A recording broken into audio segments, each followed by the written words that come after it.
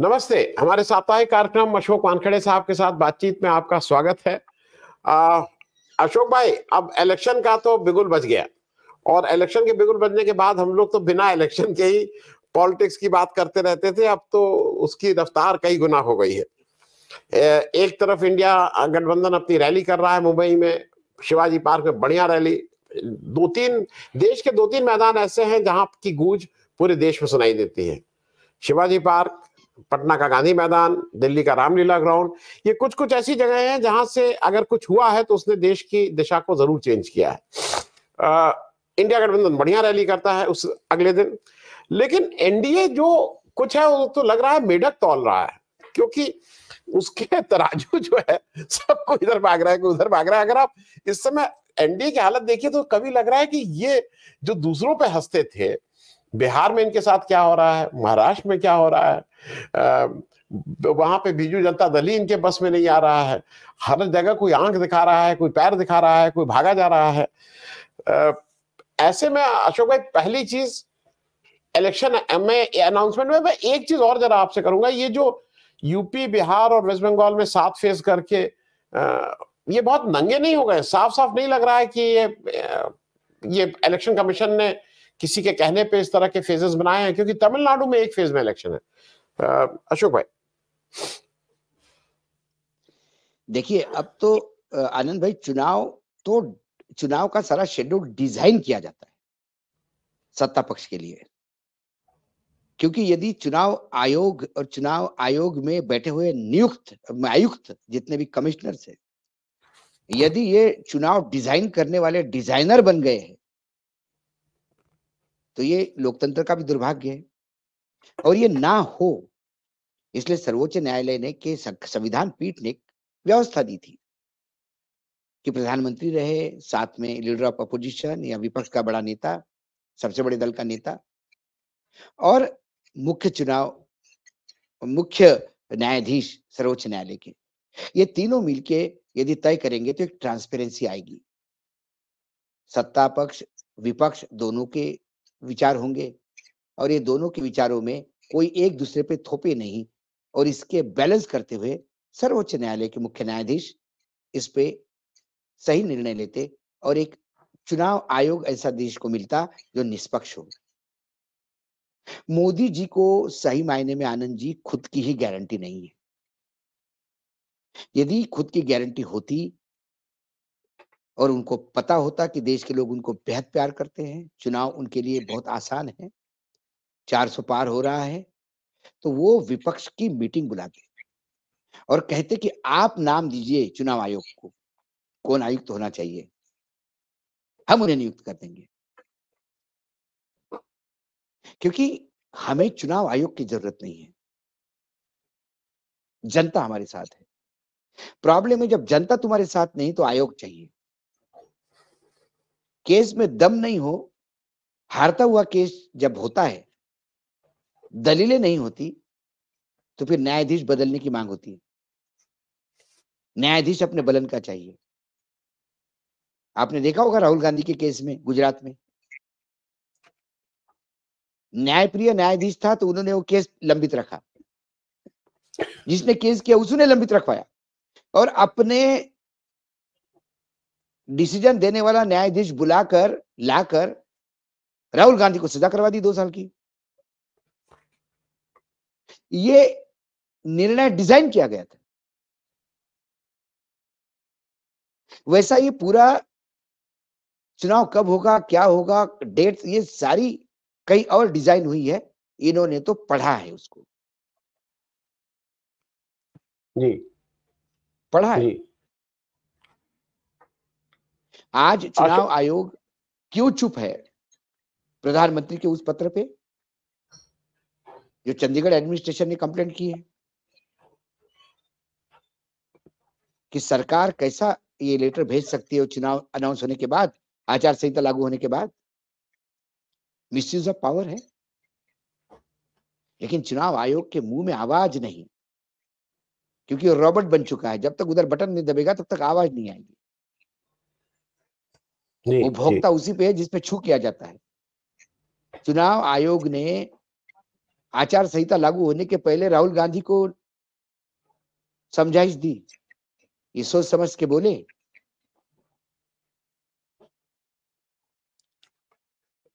और ये लगातार सारी मान्यताएं, सारी मर्यादाएं तोड़ते हैं, उनके ऊपर चुनाव आयोग चुप रहता है। तो चुनाव आयोग की बात करना ही समय वेस्ट करना है। जी अशोक भाई, जरा इंडिया गठबंधन की जो रैली हुई शिवाजी पार्क में, क्योंकि शिवाजी पार्क हम लोगों को बहुत सिग्निफिकेंट लगता है कि देश में 2-3 जो स्थान, जैसा मैंने कहा, वो रैली तो सफल थी। और मुझे तो भाई 2 लोगों का बहुत आउटस्टैंडिंग लगा, एक तेजस्वी यादव और एक उद्धव ठाकरे। ये दोनों लोगों ने मतलब नेता कैसा होना चाहिए, कैसे लोगों को साथ लेके चलना चाहिए, कैसे उनमें जोश भरना चाहिए, ये दोनों ने ठीक से दिखाया और कनेक्ट था आम आदमी से। देखिए, विपक्ष की, मैं तो बार बार, तब भी मैंने कई बार आपके प्लेटफॉर्म पे भी ये बात कही आनंद जी, कि गोदी मीडिया लगातार इंडिया गठबंधन टूटा, इंडिया गठबंधन में झगड़े हैं, सीट शेयरिंग नहीं हो रहा है, ये देखो उससे नाराज है, ये देखो उससे नाराज है। और ऐसे छिछोरे जब हर एक राजनीतिक दल में होते हैं, जिनको कोई नहीं पूछता, उनके सामने कैमरा लेके खड़े हो जाओ, उनको लगता है कि वो देश के बड़े नेता हो गए। जिनको छपास और दिखास का रोग है, वो ऐसी बात करते हैं जो चैनल चलाता है, जो पार्टी के खिलाफ जाता है। इसलिए यूपी में गठबंधन नहीं हो रहा था, महाराष्ट्र में गठबंधन नहीं हो रहा था, कभी ये भाग के जा रहा था, कभी वो भाग के जा रहा था, ये खबरें थी। तब भी मैं कह रहा था कि इंडिया गठबंधन एक तरफ, आगे एनडीए गठबंधन भी तो है, कभी उसकी भी चर्चा किया जाए। अब एनडीए गठबंधन में क्या हाल है देखिए। महाराष्ट्र में अजित पवार बारामती में अपनी पत्नी सुनेत्रा जी को उतारना चाहते हैं। एक एमएलए है एकनाथ शिंदे के, वो अजित पवार को पसंद नहीं करते। उन्होंने कहा बारामती में मैं चुनाव लड़ूंगा उनके खिलाफ, चाहे कुछ भी हो जाए। अजित पवार ने ललकारा, यदि मेरे पत्नी के खिलाफ तुम्हारा आदमी शिंदे खड़ा हो जाएगा तो तुम्हारे बेटे के खिलाफ मैं 4 लोग खड़े कर दूंगा, ध्यान रखिए इस बात का। और बीजेपी, अरे नहीं रहे नहीं रहे। मैंने यही कहा, बीजेपी को बैलों को हाँकने की आदत थी, सांडों को इकट्ठा करके बैठे हैं। सबसे बड़ी शिवसेना ओरिजिनल हम हैं। बाल ठाकरे का आशीर्वाद हमारे साथ, जनता हमारे साथ, सिंबल हमारे साथ। तो फिर शिवसेना को 26 सीटें मिलनी चाहिए महाराष्ट्र में, जो पहले मिला करती थी। सीटें मिल रही है 5। अशोक भाई, मैं बीच में समझ में नहीं आ रहा उनको क्या करना है। मैं बीच में वो एक बहुत गाय जैसे बहुत ही सीधे सरल आदमी राज ठाकरे जी को ले आ रहे हैं अमित शाह साहब, मतलब राज ठाकरे साहब को आ रहा हूं, उनके ऊपर भी आ रहा हूं। क्या है, राज ठाकरे भाषण देते हैं, ठीक है, अपने आप को बाल ठाकरे की प्रति कॉपी समझते हैं, लोगों को मिमिक्री करते हैं, वो स्टैंड अप कॉमेडियन है। नेता का वजूद तब तक नहीं है आनंद भाई, जब तक उसके पास विधायक और सांसद नहीं है, या सांसद विधायक भी नहीं हो तो मत प्रतिशत इतना है कि वो खेल बिगाड़ दे, वो भी नहीं है। मैं अपने आप को पत्रकार कहूं और 3 लोग सुनने वाले और 2 लोग पढ़ने वाले नहीं हैं, तो मेरी स्थिति हॉकर से भी खराब है। सुनने वाला आंकड़ा और पढ़ने वाला आंकड़ा बताता है कि ये आदमी पत्रकार है। राज ठाकरे के पास सबसे बड़ा प्रदर्शन उनका, जिस साल उन्होंने राजनीतिक दल बनाया, वो था 13 विधायक थे, नासिक की म्युनिसिपल कॉर्पोरेशन उनके पास थी, मुंबई म्युनिसिपल कॉर्पोरेशन में 27, ऐसे आंकड़े थे उनके पास। क्या हो गया अभी? एक विधायक है, वो भी स्वयंभू है, उसको कोई भी पार्टी टिकट देता तो वो विधायक होता। उसके बाद जिस नासिक में आपने राज किया, उस नासिक में आपके 5 कारपोरेटर हैं, टोटल 25 कारपोरेटर जिसके पास नहीं हो महाराष्ट्र में, 25, 26, 27, 30 से ज्यादा आंकड़ा जाता नहीं आगे, पूरे महाराष्ट्र में। और जिसका वोट शेयर 5.7% से घट के 2.25% हो गया है, 2.25% हो गया है। वो भी बीजेपी को चाहिए इसका मतलब बीजेपी कितनी बुरी स्थिति में है, इसका आकलन आप कर लीजिए। भूख लगी है बहुत,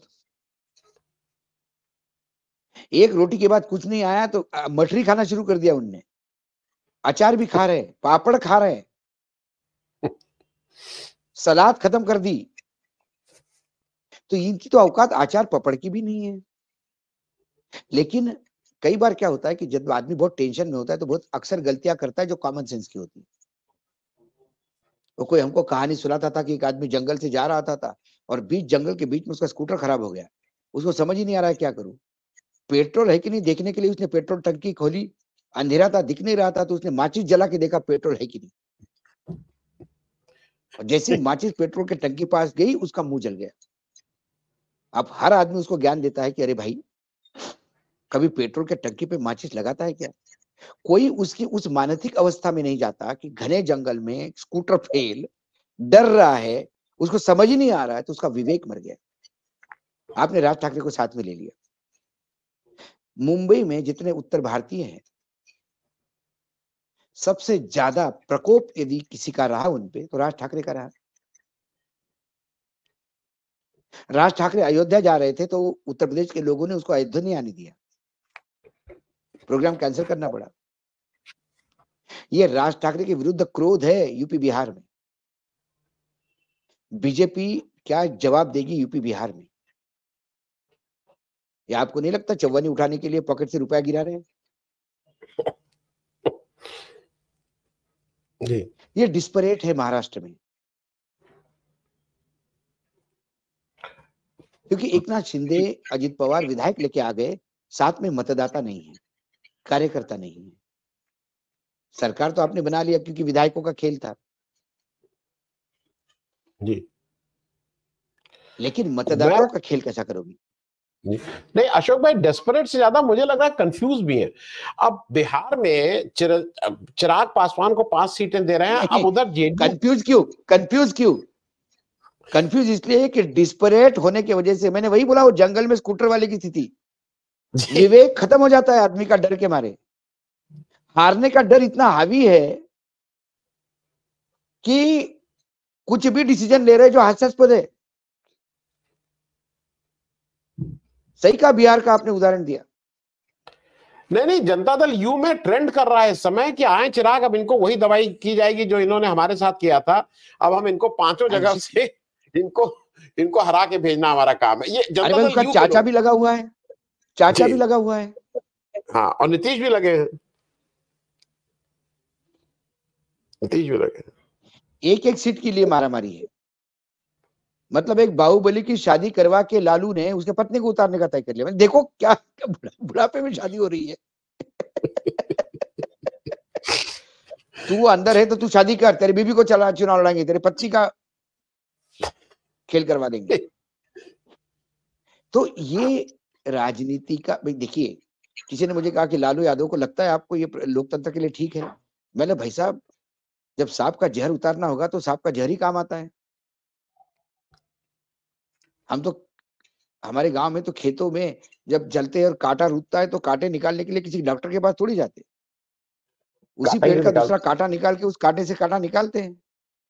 जब राजनीति इतनी ओछी हो गई है, राजनीति इतनी नीची हो गई है कि एक आपका सांसद अंतरराष्ट्रीय खिलाड़ियों का शारीरिक शोषण करता है, आप उन खिलाड़ियों का, महिला खिलाड़ियों का दमन करते हैं और कहते हैं कि भाई हम महिला शक्तिकरण के लिए, और महिला मेरी मेरी मेरी मेरी शक्ति महिला बिटिया, और ये है।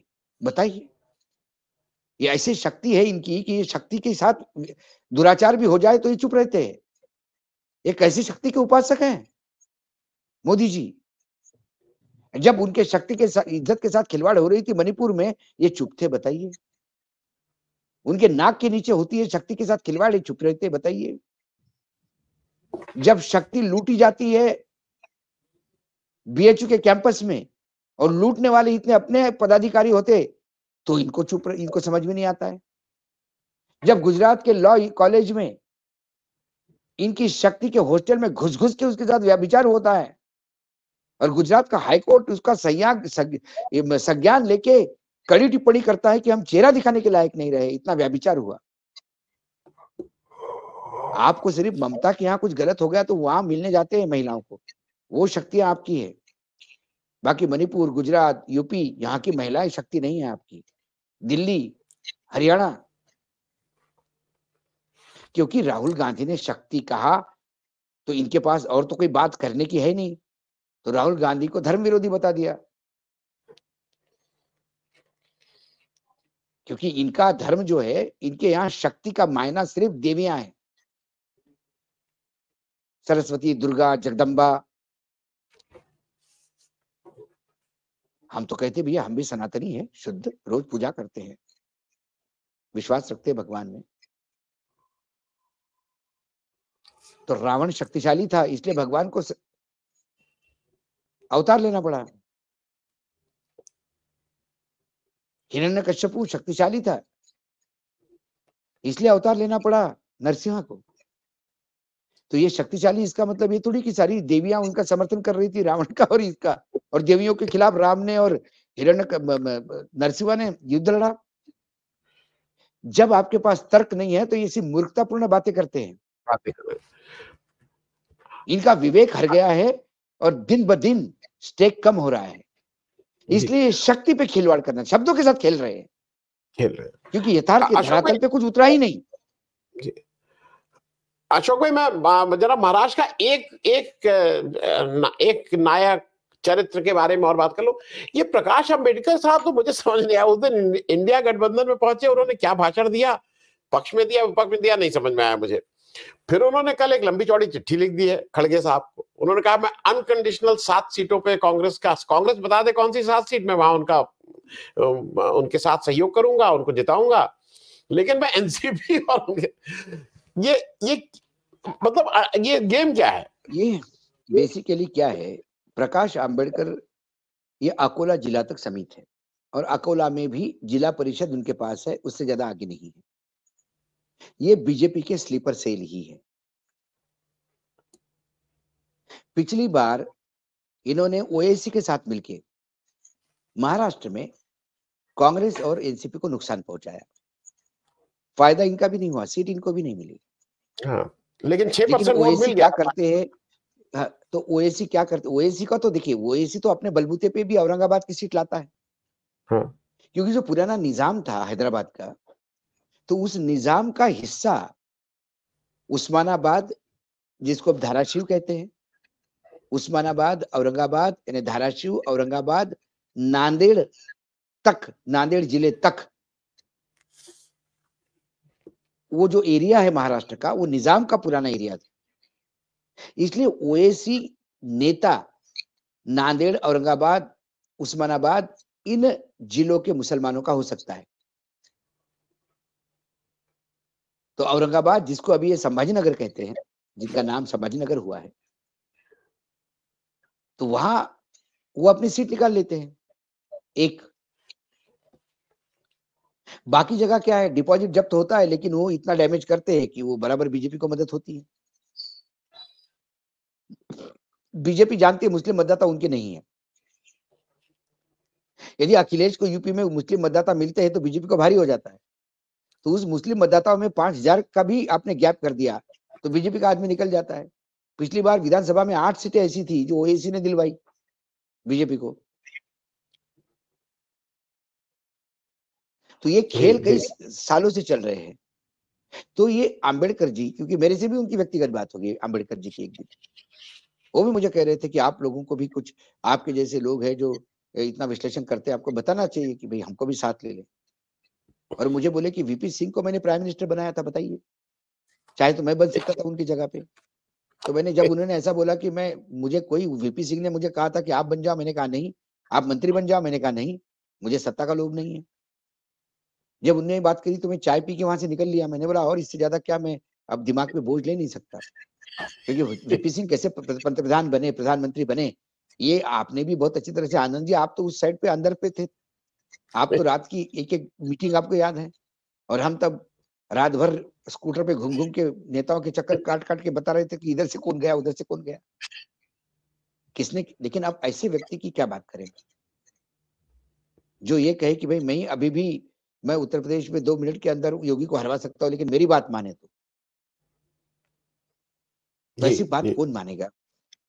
आपका वजूद क्या है उसके हिसाब से आपको सीटें मिलेंगी, 1 या 2 सीट मिल सकती है।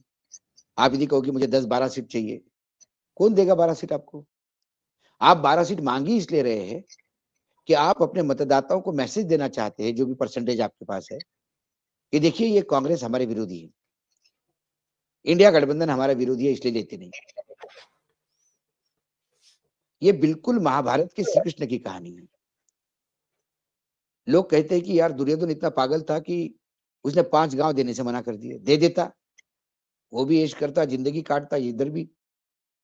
लेकिन लोग ये नहीं देखते कि 5 गांव मांगे कौन से थे।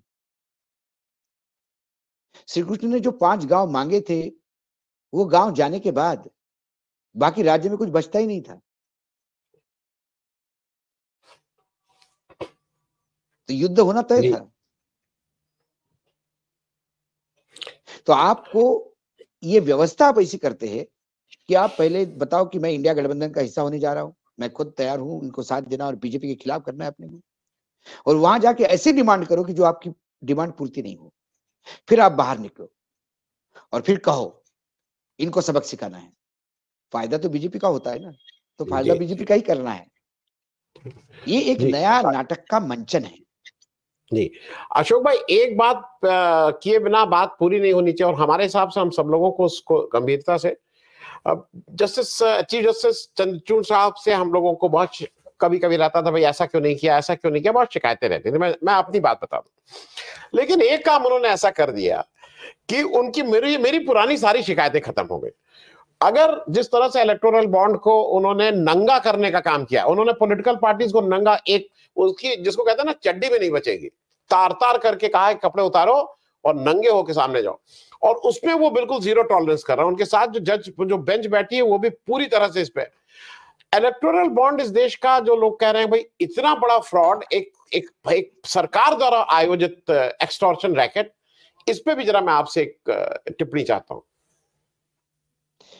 नहीं, देखिए, भ्रष्टाचार विरोधी बीजेपी की लड़ाई तो तभी खत्म हो गई और बीजेपी का चेहरा नग्न हो गया सामने लोगों के, जब उन्होंने हेमंत बिस्व शर्मा को मुख्यमंत्री बनाया, जब उन्होंने अजित पवार को डिप्टी चीफ मिनिस्टर बनाया, सारे भ्रष्टाचारियों को कमल ब्रांड साबुन से नीला नीला के गले लगाया, व्यभिचारियों को गले लगाया। उस दिन लोगों को समझ में आ गया इनका मुख्य उद्देश्य सत्ता पाना है। सत्ता पाने के लिए कितना व्यभिचारी हो, भ्रष्टाचारी हो, उसको गले लगाने में इनको कोई परहेज नहीं।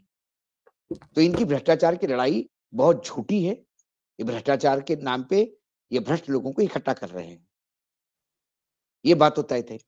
अब इलेक्टोरल बॉन्ड के कल जब वो यूनिक आइडेंटिफिकेशन नंबर आने के बाद सब मिलान होगा, किसने कितना दिया, किसको क्या दिया, क्या फर्क पड़ता है। इतने बेशरम और मोटी चमड़ी हो गई है इनकी, ये इलेक्टोरल बॉन्ड पे बात ही नहीं करेंगे, जैसे मणिपुर पे बात ही नहीं करना चाहते हैं। लेकिन उसको जिंदा रखना ये विपक्ष का काम है। ये सिर्फ धांधली यहां तक नहीं हुई सर, आनंद जी, धांधली आगे भी हुई है। एक उदाहरण देता हूं मैं। जब 2018 में इलेक्ट्रॉन बॉन्ड का अध्यादेश निकला, तब उसमें 4 महीने इंगित किए हुए थे कि इन 4 महीनों में, साल के इन 4 महीनों में 10 मिनट के लिए विंडो खुलेगी सेल के लिए, और जो बॉन्ड जिस डेट को बिका जाएगा, बेच दिया जाएगा, उसके 15 दिन के अंदर उसे कैश करना होगा, नहीं तो लैप्स हो जाएगा। लेकिन गुजरात के विधानसभा चुनाव और कर्नाटक के विधानसभा चुनाव में स्पेशल विंडो खुलवाई गई बॉन्ड खरीदने और बेचने के लिए। ठीक है, उसके बाद उसी स्पेशल विंडो में जो बॉन्ड खरीदे गए, वो 15 दिन का समय लैप्स होने के बाद दादागिरी से एसबीआई को खरीदवाए। ये भी कांड सामने आया।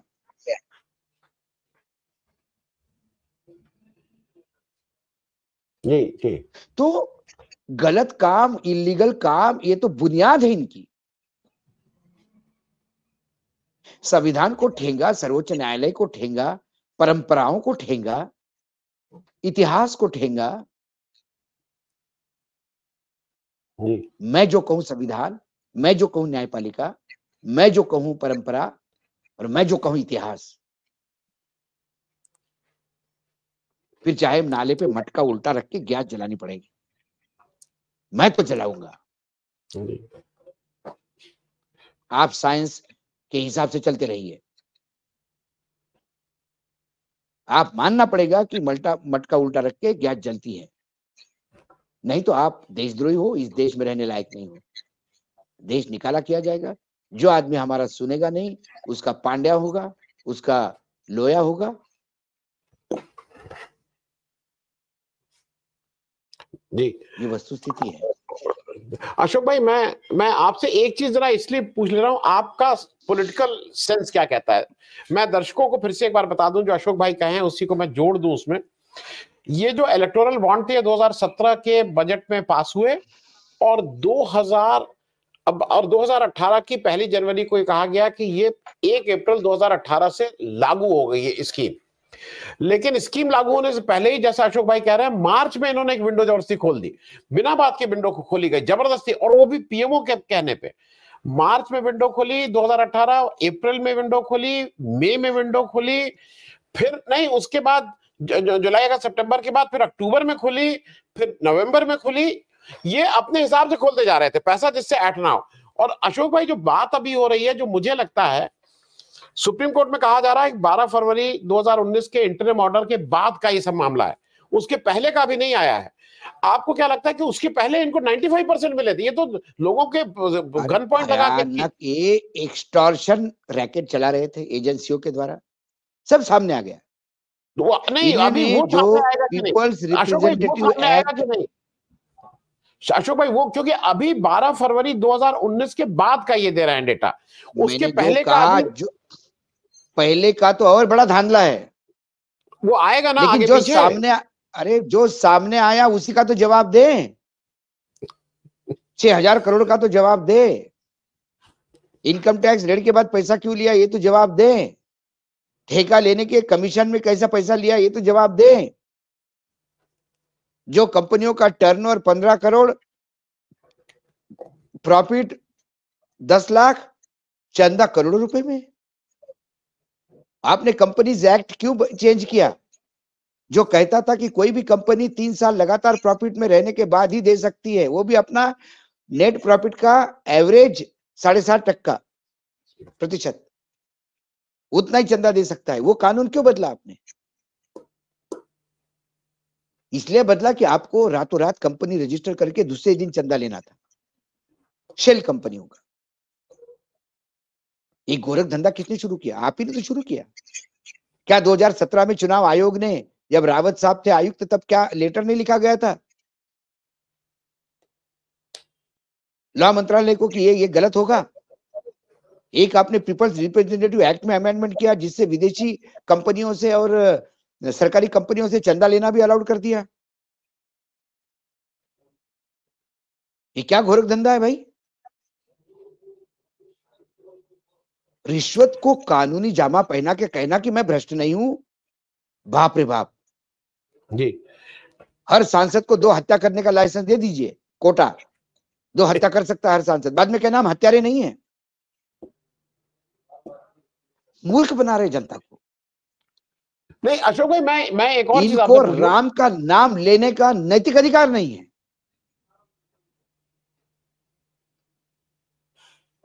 अशोक भाई, मैं एक चीज इससे बड़े अधर्मी मैंने नहीं देखे जी। नहीं, ये जैसे ये इस पे से पर्दा उठ रहा है, आपको लगता है कि अब जो लॉजिकल अगली बात है वो पीएम केयर फंड से पर्दा उठना चाहिए, और जो 15 लाख 16 लाख करोड़ माफ किए हैं इन्होंने लोन वेवर, क्योंकि उसमें रिलेशनशिप निकलेगी, उसमें भी आप देखिएगा कि किसका माफ किया गया किसका नहीं, और रिलेशनशिप इतना बड़ा आनंद जी रैकेट है। ये जो एनपीए घोषित करते हैं ये कर्जा माफी ही है, लेकिन ये कहते हैं कि नहीं हमने कर्जा माफ नहीं किया, हमारा प्रोसेस चलता रहेगा कर्जा वसूली का। लेकिन इनका इतिहास देखिए, कितना प्रतिशत, 13% भी वसूली नहीं है। लाखों करोड़ रुपए में 13% भी वसूली नहीं है। ये अपने बैंकों को प्रॉफिट में लाने के लिए इन्होंने एक बैड बैंक बनाई, नई बैंक, और जितने कर्जे हैं वो बैड बैंक में शिफ्ट करवाओ। उसको नया नाम दिया हेयर कट। मैंने कर्जा लिया, वसूल नहीं सकता, बैलेंस शीट में बार बार दिखता है, हेयर कट करो, एनपीए घोषित करो। कि सर इस बार एनपीए घोषित किया, अब ये कर्जा अगले बैलेंस शीट में नहीं जाएगा, हम मुक्त हो गए इससे। बैंक आपके बाप की है? बैंकों में जो पैसा दे रहे तो कोई घर का एफडी ला के देता है क्या? निर्मला सीतारामन जी कोई अपनी एफडी या ज्वेलरी बेच के दे रही है क्या पैसा बैंकों को? टैक्स पेयर्स का पैसा है, मेरा पैसा है, आपका पैसा है, दर्शकों का पैसा है, जो हम आए दिन हर चीज पे 18%, 12%, 13% जो पीस रहे ना, ये सारा पैसा उद्योगपतियों के पॉकेट में जा रहा है। बैंक को मदद, बैंक को नहीं गिरने देंगे। गिरेगी क्यों बैंक? आपने एनपीए घोषित करवाया उद्योगपतियों का, और कोई हमारा मेरे विदर्भ का किसान 20,000 रुपए कर्जा लेता है साहूकार से, आत्महत्या करता है क्योंकि वो शर्मसार है। मैं तो किसान भाइयों को कहता हूं कि थोड़ा नेताओं के गुण सीखिए, बेशरम होइए। बोलिए नहीं दूंगा, जा करता सो कर, जा जल को जो बनता सो कर, नहीं दूंगा पैसा। बेशरम बनना सीखिए, नेताओं को अनुकरण करना सीखिए। ये जितने बेशरम है उतने बेशरम होइए, आत्महत्या मत करिए। आत्महत्या वो करता है जो शर्मसार होता है। 3 दिन बाद उसने घर में आके गाली गलौज की पैसे के लिए, अपने बच्चों के सामने, बहनों के सामने, वो बेचारा कीटनाशक पी के मर जाता है। आत्मसम्मानी है जी। नेताओं ने तो आत्मसम्मान बेच दिया, जनता को भी जीवित रहने के लिए आत्मसम्मान बेचना ही होगा, तभी ये अमृत काल में हम जीवित रह पाएंगे। अमृत काल का अमृत तो सब माल्या और ललित मोदी में बैठ रहा है। अब मोदी बोलूंगा तो पता एक केस और लग जाएगा कि मोदी हमको भी बोला, तो ललित मोदी बोलना पड़ता है जी। अशोक भाई, जो आपने कहा कि आत्मसम्मान, अब मुझे ऐसा लगता है कि 2024 का इलेक्शन उस आत्मसम्मान को बचाने के लिए आत्मसम्मान वाले लोगों को याद करके अपने आत्मसम्मान को फिर वहां जाके जो उनको ठीक लगे, लेकिन अगर उनको लगता है इस देश में जो चल रहा है वो ठीक है और या ठीक होना चाहिए, ये जरूर रहे। बहुत बहुत धन्यवाद अशोक भाई बात करने के लिए। Thank you so much. Thank you.